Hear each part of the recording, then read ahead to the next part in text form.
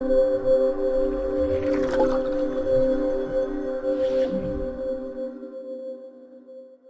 Video doctor विश्वरूप रॉय चौधरी के परामर्श और रेफरेंस से बनाया गया है, जिन्होंने across the world over million लोगों को हेल्थ ट्रेनिंग दी है और ये इंडो वियतनाम मेडिकल बोर्ड के प्रेसिडेंट भी हैं।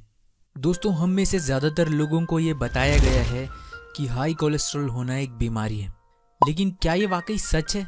चलिए देखते हैं कि मेडिकल कल्चर ने किस तरह से ये मिथ दुनिया में फैलाया है।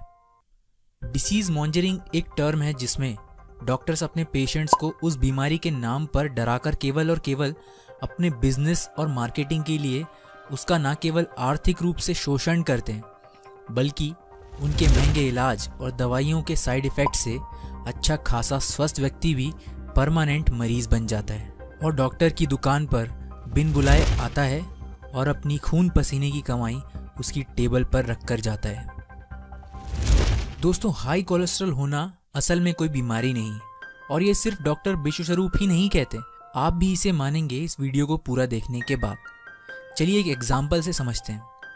एक अंडा जिसे एक वार्म टेम्परेचर, ह्यूमिडिटी और एनवायरनमेंट में 21 दिनों तक रखने पर इस एग से एक नई जिंदगी निकल आती है। आप में से बहुत कम लोगों को ये पता होगा कि एग में 62% कोलेस्ट्रॉल होता है, यानी बिना कोलेस्ट्रॉल के तो नई जिंदगी का लाना संभव ही नहीं है। और ऐसा सिर्फ चिकन्स के साथ ही नहीं, सभी जीवों के साथ है, जिसमें हम इंसान भी शामिल हैं।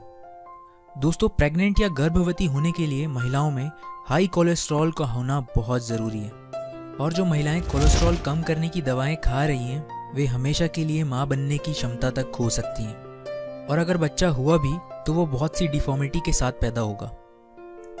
और ऐसा सिर्फ महिलाओं के साथ नहीं है, वे पुरुष जो पिता बनना चाहते हैं वो अगर लो कोलेस्ट्रॉल की दवाइयाँ लेंगे तो उनकी इनफर्टिलिटी बढ़ जाएगी और कुछ दिन भी ये दवाइयाँ लेने से 11% तक इनफर्टिलिटी बढ़ जाएगी।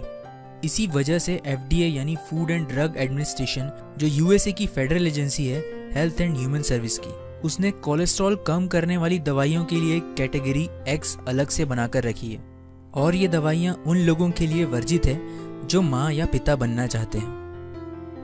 जो महिलाएं जिनके पहले से बच्चे हैं और वो आगे बच्चे नहीं चाहती, अगर वो कोलेस्ट्रॉल कम करने की दवाइयाँ लेंगी तो उनमें ब्रेस्ट कैंसर होने का खतरा 11 गुना यानी कि 1100% तक बढ़ जाता है। और ये डॉक्टर विश्वरूप नहीं, new England journal of medicine में 1996 में छपी रिपोर्ट कहती है। इसके बावजूद डिसीज मॉन्जरिंग करके कोलेस्ट्रॉल कम करने की दवाओं का बिजनेस धड़ल्ले से चल रहा है, जिससे chest pain, anxiety, blood cancer, infertility और भी बहुत सारे साइड इफ़ेक्ट्स उन लोगों में हो रहे हैं जो कोलेस्ट्रॉल कम करने की दवाइयाँ खा रहे हैं। University of California and Los Angeles ने 20 साल का डेटा कलेक्ट किया था, जिसमें 500 हॉस्पिटल्स में हार्ट अटैक से हुई डेथ्स का रिकॉर्ड था। 1,36,905 पेशेंट्स यानी लगभग 75% पेशेंट्स का कोलेस्ट्रॉल लेवल नॉर्मल से भी कम था। मतलब साफ है कि हार्ट अटैक की वजह हाई कोलेस्ट्रॉल नहीं है। अब सवाल ये है कि जब कोलेस्ट्रॉल शरीर के लिए इतना ज़रूरी है तो क्यों दुनिया भर के डॉक्टर्स उन दवाइयों को बढ़ावा दे रहे हैं जो कोलेस्ट्रॉल कम करती हैं? इसका जवाब सुनकर आपके होश उड़ जाएंगे। सभी जानते हैं हर साल फॉर्च्यून 500 की लिस्ट जारी की जाती है, जिसमें दुनिया की टॉप 500 प्रॉफिटेबल कंपनियों को रैंकिंग दी जाती है। 2002 में फॉर्च्यून 500 की लिस्टिंग में उन 500 कंपनियों की टॉप 10 प्रॉफिटेबल ड्रग कंपनियों का टोटल बाकी बची 490 कंपनियां जो different types of goods and service provide कराती थी, उन 490 कंपनियों के कुल प्रॉफिट से भी ज़्यादा था। यकीनन ये सुनकर आपके होश उड़ गए होंगे। और उन टॉप 10 ड्रग कंपनियों के 90% से ज़्यादा मालिक USA के वो लोग हैं जो एडल्ट ट्रीटमेंट पैनल में बैठकर ये डिसाइड करते हैं कि इंसानी शरीर में कोलेस्ट्रॉल का लेवल कितना होना चाहिए और दिन पर दिन ये कोलेस्ट्रॉल लेवल कम किया जा रहा है ताकि दुनिया में अधिक से अधिक लोग उनकी दवाइयों को खरीदें। यकीनन उनका ये बिजनेस हमारी कल्पना से भी बड़ा है। अब फायदे में तो ये ड्रग कंपनियां हैं, देखते हैं नुकसान में कौन है। WHO यानी वर्ल्ड हेल्थ ऑर्गेनाइजेशन की रिपोर्ट 2011 के अनुसार हार्ट और कोलेस्ट्रॉल की दवाइयों के टोटल प्रोडक्शन का 60% इस्तेमाल अकेले भारत में हो जाता है और बाकी का बचा 40% पूरी दुनिया में।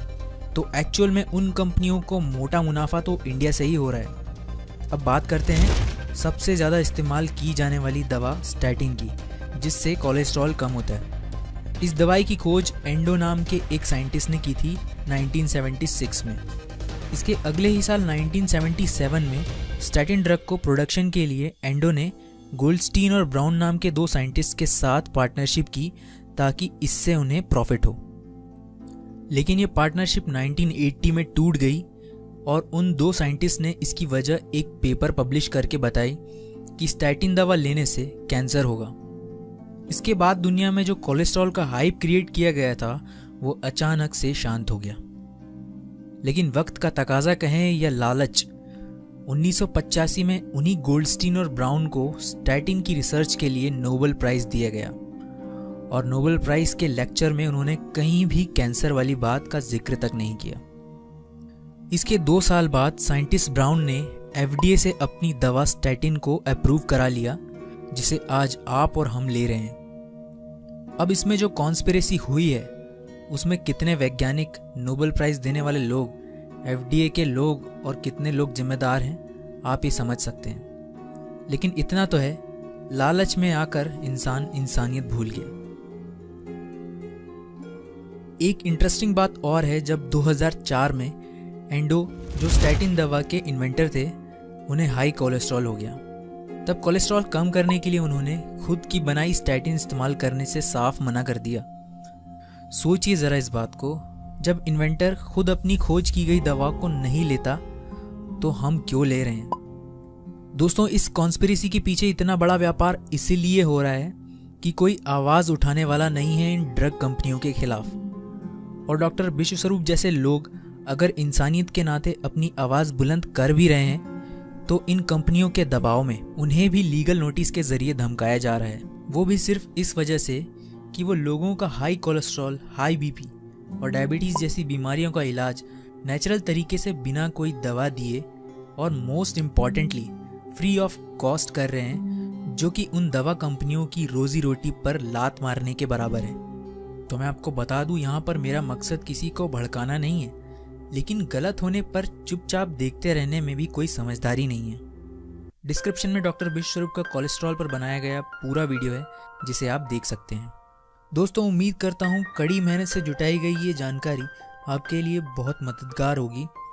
और अगर आप दिल्ली में या उसके आसपास रहते हैं तो सेमिनार में आकर खुद डॉक्टर विश्वस्वरूप से मिल सकते हैं। अधिक जानकारी के लिए दिए गए फ़ोन नंबर्स पर कॉल कर सकते हैं।